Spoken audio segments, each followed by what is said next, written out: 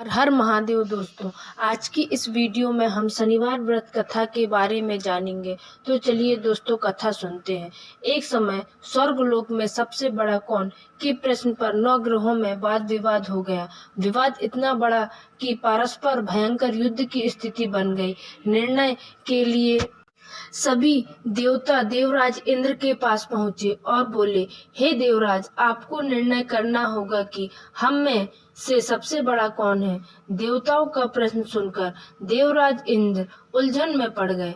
इंद्र बोले, मैं इस प्रश्न का उत्तर देने में असमर्थ हूँ। हम सभी पृथ्वी लोक में उज्जैनी नगरी में राजा विक्रमादित्य के पास चलते हैं।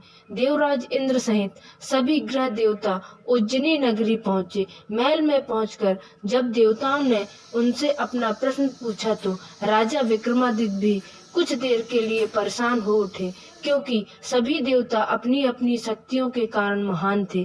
किसी को भी छोटा या बड़ा कह देने से उनके क्रोध के प्रकोप से भयंकर हानि पहुंच सकती थी।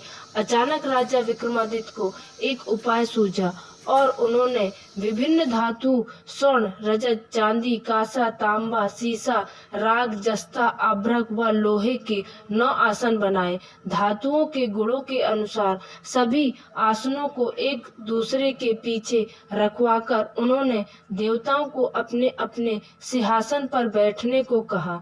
देवताओं के बैठने के बाद राजा विक्रमादित्य ने कहा, आपका निर्णय तो स्वयं हो गया। जो सबसे पहले सिंहासन पर विराजमान है वही सबसे बड़ा है। राजा विक्रमादित्य के निर्णय को सुनकर शनि देवता ने सबसे पीछे आसन पर बैठने के कारण अपने को छोटा जानकर क्रोधित होकर कहा, राजा विक्रमादित्य, तुमने मुझसे सबसे पीछे बैठाकर मेरा अपमान किया है। तुम मेरी शक्तियों से परिचित नहीं हो। मैं तुम्हारा सर्वनाश कर दूंगा। शनि ने कहा, सूर्य एक राशि पर 1 महीने, चंद्रमा 2.25 दिन, मंगल 1.5 महीने, बुध और शुक्र 1 महीने, बृहस्पति 13 महीने रहते हैं, लेकिन मैं किसी राशि पर 7.5 वर्ष 7.5 तक रहता हूँ। बड़े बड़े देवताओं को मैंने अपने प्रकोप से पीड़ित किया है। राम को 7.5 के कारण ही वन में जाकर रहना पड़ा और रावण को 7.5 के कारण ही युद्ध में मृत्यु का शिकार बनना पड़ा। राजा, अब तू भी मेरे प्रकोप से नहीं बच सकता। इसके बाद अन्य ग्रहों के देवता तो प्रसन्नता के साथ चले गए, परंतु शनि देव बड़े क्रोध के साथ वहां से विदा हुए। राजा विक्रमादित्य पहले की तरह ही न्याय करते रहे। उनके राज्य में सभी स्त्री पुरुष बहुत आनंद से जीवन यापन करते थे। कुछ दिन ऐसे ही बीत गए। उधर शनि देवता अपने अपमान को भूले नहीं थे। विक्रमादित्य से बदला लेने के लिए एक दिन शनि देव ने घोड़े के व्यापारी का रूप धारण किया और बहुत से घोड़ों के साथ उज्जैनी नगरी पहुंचे। राजा विक्रमादित्य ने राज्य में किसी घोड़े के व्यापारी के आने का समाचार सुना तो अपने अश्वपाल को कुछ घोड़े खरीदने के लिए भेजा। घोड़े बहुत कीमती थे। अश्वपाल ने जब वापस लौटकर इस संबंध में बताया तो राजा विक्रमादित्य ने स्वयं आकर एक सुंदर व शक्तिशाली घोड़े को पसंद किया। घोड़े की चाल देखने के लिए राजा उस घोड़े पर सवार हुआ तो वह घोड़ा बिजली की गति से दौड़ पड़ा। तेजी से दौड़ता घोड़ा राजा को दूर एक जंगल में ले गया और फिर राजा को वहां गिराकर जंगल में ही कहीं गायब हो गया। राजा अपने नगर को लौटने के लिए जंगल में भटकने लगा, लेकिन उन्हें लौटने का कोई रास्ता नहीं मिला। राजा को भूख प्यास लग आई। बहुत घूमने पर उसे एक चरवाहा मिला। राजा ने उससे पानी मांगा। पानी पीकर राजा ने उस चरवाहे को अपनी अंगूठी दे दी। फिर उससे रास्ता पूछकर वह जंगल से निकलकर पास के नगर में पहुंचा। राजा ने एक सेठ की दुकान पर बैठकर कुछ देर आराम किया।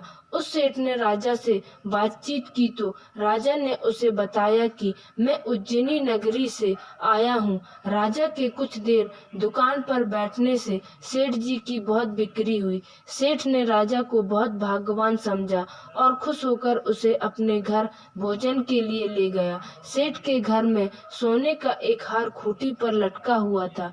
राजा को उस कमरे में छोड़कर सेठ कुछ देर के लिए बाहर गया। तभी एक आश्चर्यजनक घटना घटी। राजा के देखते देखते सोने के उस हार को खूंटी निगल गई। सेठ ने कमरे में लौटकर हार को गायब देखा तो चोरी का संदेह राजा पर ही किया, क्योंकि उस कमरे में राजा ही अकेला बैठा था। सेठ ने अपने नौकरों से कहा कि इस परदेसी को रस्सियों से बांधकर नगर के राजा के पास ले चलो। राजा ने विक्रमादित्य से हार के बारे में पूछा तो उसने बताया कि उसके देखते ही देखते खूंटी ने हार को निगल लिया था। इस पर राजा ने क्रोधित होकर चोरी करने के अपराध में विक्रमादित्य के हाथ पांव काटने का आदेश दे दिया। राजा विक्रमादित्य के हाथ पांव काटकर उसे नगर की सड़क पर छोड़ दिया गया। कुछ दिन बाद एक तेली उसे उठाकर अपने घर ले गया और उसे अपने कोलू पर बैठा दिया। राजा आवाज देकर बैलों को हकाता रहता। इस तरह तेली का बैल चलता रहा और राजा को भोजन मिलता रहा। शनि के प्रकोप की 7.5 पूरे होने पर वर्षा ऋतु प्रारंभ हुई। राजा विक्रमादित्य एक रात मेघ मल्हार गा रहा था कि तभी नगर के राजा की लड़की राजकुमारी मोहिनी रथ पर सवार उस तेली के घर के पास से गुजरी। उसने मेघ मल्हार सुना तो उसे बहुत अच्छा लगा और दासी को भेजकर गाने वाली को बुला लाने को कहा। दासी ने लौटकर राजकुमारी को अपंग राजा के बारे में सब कुछ बता दिया। राजकुमारी उसके मेघ मल्हार से बहुत मोहित हुई, अतः उसने सब कुछ जानकर भी अपंग राजा से विवाह करने का निश्चय कर लिया। राजकुमारी ने अपने माता पिता से जब यह बात कही तो वे हैरान रह गए।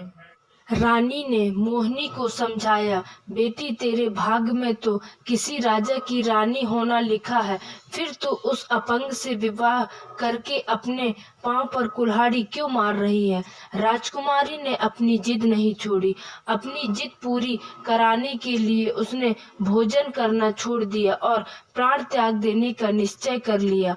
आखिर राजा रानी को विवश होकर अपंग विक्रमादित्य से राजकुमारी का विवाह करना पड़ा।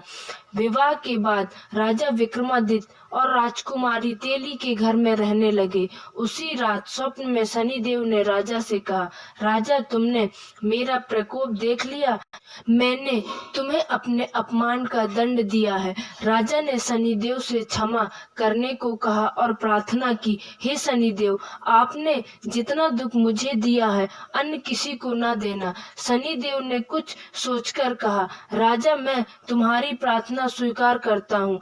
जो कोई स्त्री पुरुष मेरी पूजा करेगा, शनिवार को व्रत करके मेरी व्रत कथा सुनेगा, उस पर मेरी अनुकंपा बनी रहेगी। प्रातः काल राजा विक्रमादित्य की नींद खुली तो अपने हाथ पांव देखकर राजा को बहुत खुशी हुई। उसने मन ही मन शनिदेव को प्रणाम किया। राजकुमारी भी राजा के हाथ पांव सही सलामत देखकर आश्चर्य में डूब गई। तब राजा विक्रमादित्य ने अपना परिचय देते हुए शनिदेव के प्रकोप की सारी कहानी सुनाई। सेठ को जब इस बात का पता चला तो दौड़ता हुआ तेली के घर पहुंचा और राजा के चरणों में गिरकर क्षमा मांगने लगा। राजा ने उसे क्षमा कर दिया, क्योंकि यह सब तो शनिदेव के प्रकोप के कारण हुआ था। सेठ राजा जो अपने घर ले गया और उसे भोजन कराया। भोजन कराते समय वहां एक आश्चर्यजनक घटना घटी। सबके देखते देखते उस खूंटी ने हार उगल दिया। सेठ जी ने अपनी बेटी का विवाह भी राजा के साथ कर दिया और बहुत से स्वर्ण आभूषण धन आदि देकर राजा को विदा किया। राजा विक्रमादित्य राजकुमारी मोहिनी और सेठ की बेटी के साथ उज्जैनी पहुंचे तो नगरवासियों ने हर्ष से उनका स्वागत किया। अगले दिन राजा विक्रमादित्य ने पूरे राज्य में घोषणा करवाई कि शनि देव सब देवताओं में सर्वश्रेष्ठ है। प्रत्येक स्त्री पुरुष शनिवार को उनका व्रत करे और व्रत कथा अवश्य सुने। राजा विक्रमादित्य की घोषणा से शनि देव बहुत प्रसन्न हुए। शनिवार का व्रत करने और व्रत कथा सुनने के कारण सभी लोगों की मनोकामनाएं शनि देव की अनुकंपा से पूरी होने लगी। सभी लोग आनंद पूर्वक रहने लगे। तो दोस्तों इस वीडियो में बस इतना ही। फिर मिलते हैं नेक्स्ट वीडियो में। तब तक के लिए धन्यवाद। और हाँ दोस्तों, चैनल को सब्सक्राइब जरूर कर लेना।